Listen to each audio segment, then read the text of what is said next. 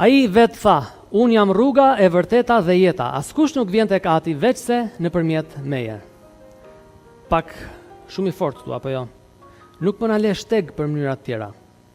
Nuk po na le shteg për fe të tjera.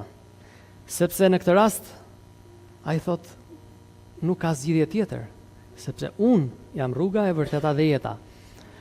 Ai tha tek Gjoni 11, unë jam ringjallja dhe jeta, ai që beson në mua, edhe sikur të duhej të vdes, do të jetojë. Dhe ai që jeton e beson në mua, nuk do të vdes kurrë për jetë.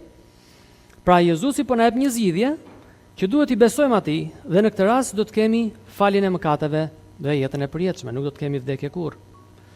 Kur Gjoni e pa Jezusin duke u ofruar, ai tha për të ja qengji i Perëndis që heq mëkatin e botës. Pra po shohim që Zoti na ka dhënë një zgjidhje.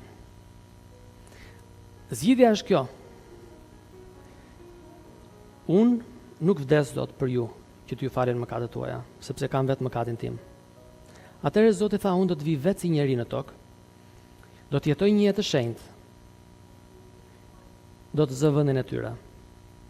Unë do të marr dënimin që ata meritojnë.